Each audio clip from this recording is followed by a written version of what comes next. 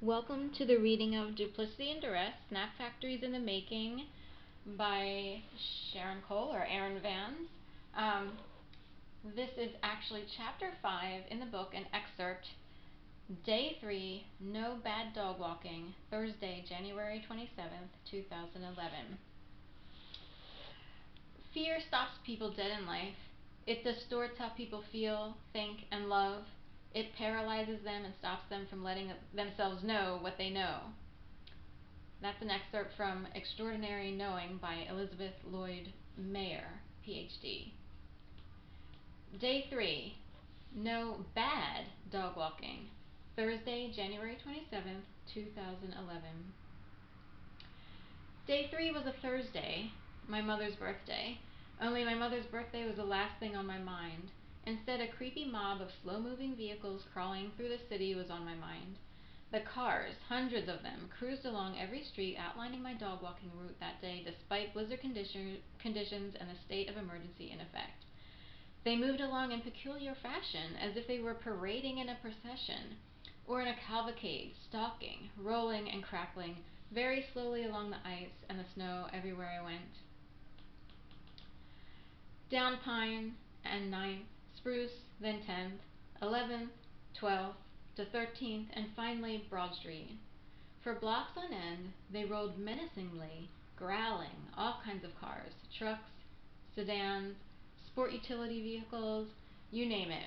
I stiffened and focused my gaze straight ahead with a periodic glance from left to right and at times over my shoulder. All the while, a leash extended from my hand to the dog I had in tow. An old sweet boxer with a scarred face and a limp named Rico, or a stubborn puggle, Ronaldo, who muscled his way through rock salt like an amateur barefoot firewalker, and a Galapagos chocolate lab, Bear, who nosed his snout to the ground in search of a discarded ham sandwich, breadcrumbs left for the birds, anything edible. But today, their lovable natures would do little to protect me. This surge of traffic and its movements was so highly suspect, it seemed as though all of the drivers, and even their passengers, were participants in this game, eyeing the stumbling gazelle, me, one of the weaker ones who'd been lagging behind the human pack, losing ground and looking more and more like a luscious, juicy steak rather than a champion horse. Ready to pounce, they circled their prey with bated breath, salivating for any sign of defeat, with gas tank doors open, mufflers trolling. They were surely anticipating the first drop of blood as their motors grumbled in ravenous hunger.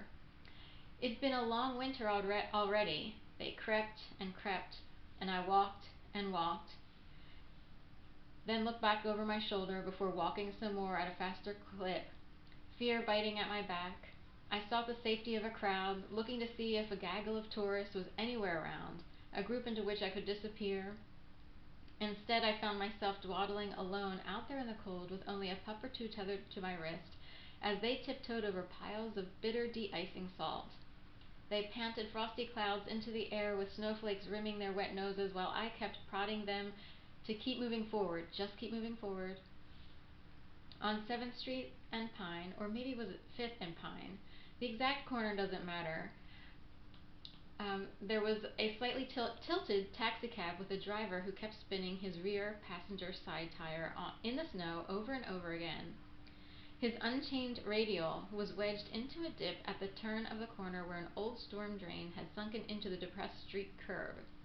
The driver kept pressing the accelerator and spinning the low-tread tire, and pressing the accelerator to spin the tire some more. Rico, the boxer, and I passed him around 11:30 a.m. When we looped almost 25 minutes later, he was still spinning the tire, as if he was frozen in time. Rico and I looked at each other quizzically. Nothing had changed. It was as if the car was merely a prop mechanically operated to repeat its movements, sort of like what you would see if you were on a never-ending loop inside a Disney World ride, akin to It's a Small World After All, with evil, soulless animatronics entertaining tourists who drain their pockets to witness the theme park's demonic-like marvels. Whir, skid, skid, skid, whir, skid, skid, skid, whir. I can almost re-envision the event with the taxi driver's head turning robotically from left to right in sync with the song. and the spinning of the tire, his hands mechanically rolling the steering wheel back and forth, a permagrin affixed to his face with eyebrows arched forever in place. It's a small world after all. It's a small world after all. It's a small world after whir, skid, skid, skid, whir. So disturbing was the scene, it further impeded my already delayed speech and even my thinking, which had been slowed to an odd interrupted pace as a result of the first 3 days of this strange affair. My brain could barely formulate words. Like I mentioned previously, I spoke sort of like this. My eyes searching, looking around for a hint, a sign, an explanation, with long, really long breaks in between words in which to think, to process what this thing with these cars swarming and this cab with its wheel turning and turning, what is happening? So many cars creeping and crawling made the trauma worse, much worse. I couldn't speak normally for months on end. I began rushing from Rico's walk on toward Ronaldo's walk on 15th, during which time the oddities, by now in full bloom that morning, overwhelmed me to the point of borderline hysteria. I did something I might not have done otherwise. I called Kiera, the one who laughed and giggled at my perception versus reality when I called her on day 1 scared out of my mind. "Hello," she said with a question mark, knowing full well who was calling. This is the age of cell phone, if I'm not mistaken. "Kiera, it's me. I feel like, it's like, I don't know, like I'm being like, I guess, swarmed." Kiera was, allegedly, at work while I was traipsing along Locust. I think it was Locust. It probably was. It was Locust for sure, between 13th Street and Broad Street, and I was heading westward. I'm certain of it. I was heading westward toward Broad on Locust.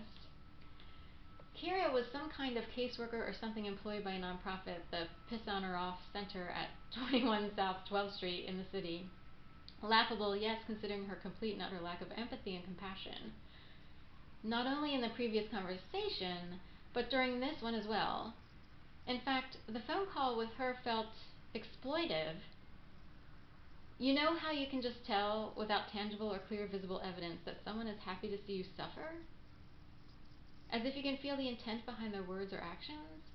This is how it was with Kiera, and most others involved in this bizarre shakedown.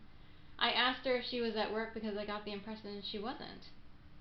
In fact, I got the distinct feeling she was watching from somewhere out there with others, enjoying a sense of sadistic power. I looked up toward the sky, rolled my head over to the left and the right, then behind me, all the while holding the cell against my right ear while pushing the index finger of my left hand into my left ear to silence all the surrounding noises. I'm not there at work. I'm not at work, right now," she said with some hesitance and a sliver of joy followed up by a giggle, as if she couldn't contain her excitement. I didn't know what to say right away. I've always been one of those people who finds it difficult to instantly verbalize what comes to mind, particularly when in confusing situations like this. I wish I had asked her where she was, since she wasn't at work when I called, because I could have at the very least gauged her response, but instead I froze. I do remember that I stopped trusting her altogether in that instant, and I chose to listen, this time, to my gut. I ended the call, feeling betrayed and shocked, and tucked away her behavior for evaluation at a later time. Thank you. That's actually chapter 5 in my book, Duplicity and Duress, Snap Factories in the Making. by Erin Vans, my pen name. Thank you.